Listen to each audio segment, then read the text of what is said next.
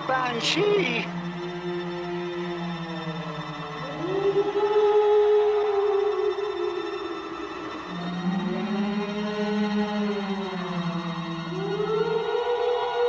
Keep away! Keep away!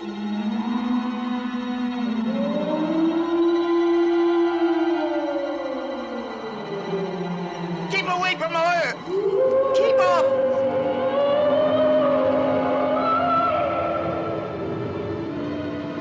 Keep off now! Keep off now!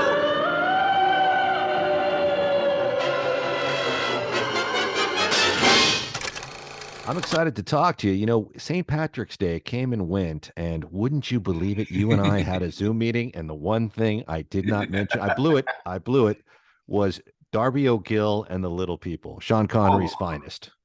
Darby O'Gill and the Little People. Oh, Yeah. I mean, what? How many Academy Awards did that get? I don't know. It actually, I don't know because I can't remember, but that film was broken down in my college film class because of the technique they applied to use all those people on the set at once. Yeah. You know, the Leprechauns, excuse me, I don't want to piss I off know Ireland, the Leprechauns. but in fact, I have one hidden in a bag down by the pub. is that what's rustling back there in the background? It's a imprisoned leprechaun hostage crisis. No, it was such a. It was well. I'm biased because my father did the effects and was the production designer and all that stuff, and it blows everybody away because nobody can figure out how it was done.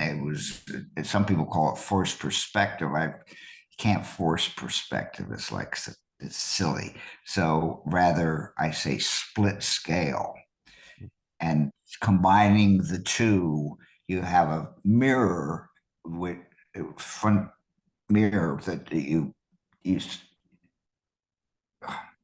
scrape off part of the mirror, and that allows off to the side either Darby or the Leprechauns, who aren't real leprechauns. I'm sorry, but they're actual full-size human beings, right? And that shrinks them down by the difference in the spacing of the mirror to the Leprechauns, and seeing Darby through the mirror or whatever makes it work.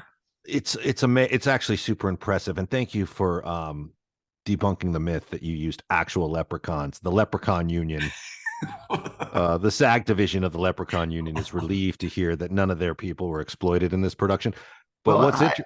I mean, this is typical of me. I'm the one that has to spoil the illusion.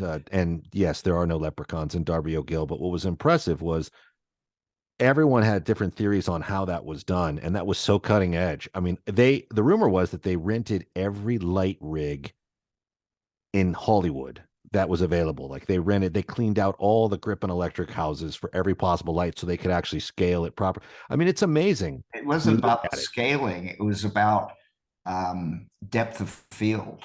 Yeah. So the more lights you put in, the more you can keep everything in focus. It's another thing that. And that guy who starred in it, Sean Connery, or what did he go on and do? Not much. He didn't amount to much after that, but the movie itself, Darby O'Gill, pretty special. Darby O'Gill, well, Albert, God, what was his name? The problem with the movie was that nobody could understand his Irish accent. Oh, be here, yeah. You know, and then they tried to save it with having Sean Connery at the end, but that didn't work.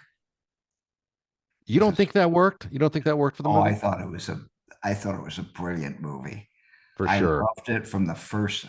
I was able to go onto the set because they would shoot in the olden days. You would shoot 6 days a week, and I was being a little lad. Yeah, kind of high voice, which always made my father a little worried, would go with my father to work on Saturdays So I would see all this incredible stuff, and it's probably what helped me fall in love with the movies. What an amazing opportunity to be at Disney, the studio, at that time. Yeah. Your road to redemption is paved with tombstones. No quarter, kill all masters. Go to noquarterkillallmasters.com. Rated R.